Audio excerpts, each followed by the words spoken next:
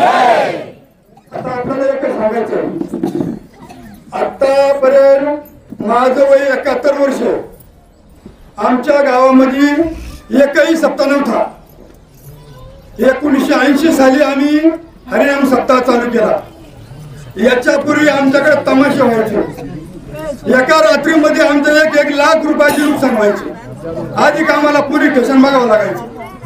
बाहेरचे लोक येऊन मारामारी करणार, हाणामारी करणार, लूटमारी करणार, आमच्या आई बहिणीची छेड काढणार. आम्ही 15 वर्ष झालं ह्या गोष्टी वाळा घातल्या का हे आमच्या ग्रामपंचायतीमध्ये नको आहे, आमच्या गावामध्ये हे नको आहे. सगळ्या ग्रामस्थांनी आम्हाला मान्यता दिली. आमच्या तमाशा जागेवर आमचा हरिनाम अखंड सप्ताह चालतो. चैत्र पौर्णिमेला तिथं सप्ताह चालतो. वद्य पंचमीला श्रावण महिन्यामध्ये मारुतीचा सप्ताह चालतो. दुसरी गोष्ट, आई कोतुमाता आहे, इथं पण असा प्रश्न तयार व्हायचा. काही काळामध्ये तिथं बाहेरचे लोक येऊन झगडा करायची, मारामारी करायची. पण आमच्याच ग्रामपंचायतीचे सदस्य असल्यामुळं आम्ही त्यांना काही गोष्टी सुचवल्या. आपले पैसे घालून आपले नुकसान का करायचे. त्या ग्रामस्थांनी निर्णय घेतला, आम्ही त्यांना साथ दिली. तिथंही जवळजवळ 25 वर्ष आता होईल सप्ताह बंद आहे. तिथंही हरिनाम अखंड सप्ताह चालू होतो. दुसरी गोष्ट, शिंदेवाडी आमच्या पारनेर तालुक्यामध्ये इथं प्रत्येक यात्रेला तमाशा व्हायचा. काही जुन्नरमध्ये, काही पारनेरमध्ये, तिथं पण असा तमाशा व्हायचा. त्या तमाशामध्ये लोक वैतागून जायची.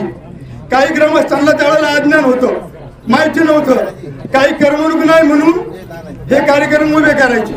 पण आता लोक शून्य झाले, ज्ञानी झाले, समजतात का आपल्याला कशाची गरज आहे. 1 दिवसामध्ये जर आपण 1 लाख घालवतो तर 7 दिवसामध्ये आपले अन्नदान पण होतंय आणि लोकांना चांगले विचार पण ऐकण्यात मिळतात. याच्यामुळे आम्ही हे. दुसरी गोष्ट, आमच्या रंगदास स्वामी देवस्थान, आमच्या आजोबापासूनच जिथे तमाशा होत नाही, घुंगरू वाजत नाही. आज 100 वर्ष झाले आमच्या रंगदास स्वामी संस्थांमध्ये कीर्तन चालू आहे, 2-2 सप्ते चालू आहे. का तर आमच्या प्रत्येक ह्या एरियामध्ये साधू संतांची भूमी आहे. आम्ही संतांचे विचार चांगले घेतो, वाईट मार्गाला जाऊ नये ह्या मार्गातून आम्ही काही विषय घेत असतो. आता दुसरी गोष्ट, असं समजलं गेलं का त्या व्यक्तीने ती जमीन विकली. मी पण काही वेळेला विकू शकतो माझ्यावर प्रश्न आल्याच्या नंतर, पण हे सांगू शकत नाही का मला कशाला विकायची, त्याला कशाला घ्यायची. ज्याचा प्रश्न आहे तो विकू शकतो, पण ज्यांनी ठराव घेतलाय त्यांनी सुद्धा सांगितलं नसेल का मला हे कार्य करायचंय म्हणून. आज आपल्या संपर्कामध्ये किती जमीन विकल्या गेलेली.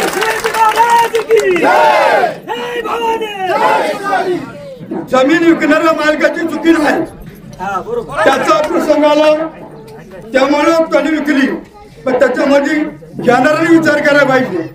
आणि माझी एकच विनंती आहे, आता आपण हे बंद करणारच. इथून पुढे दुसरी गोष्ट, तरी जरी मुख्यमंत्र्यांकडून निवेदन आणलं, आम्ही वेगळ्या प्रकारे आंदोलन करणार. आता आम्ही वेगळ्या प्रकारे आंदोलन करणार. ते कसं करणार, पोलीस डिपार्टमेंट सगळं ऐकतंय. तुम्ही आम्हाला उचलून येशाल, 4 दिवस कोठडीमध्ये ठेवशाल, पण आम्ही आमच्याकडे जेवढी वाहन आहेत ना, शिंदेवाडी असू, पेमदार असू, आणे असू, सगळी वाहन आमच्या रस्त्यावर उभी करणार आहे.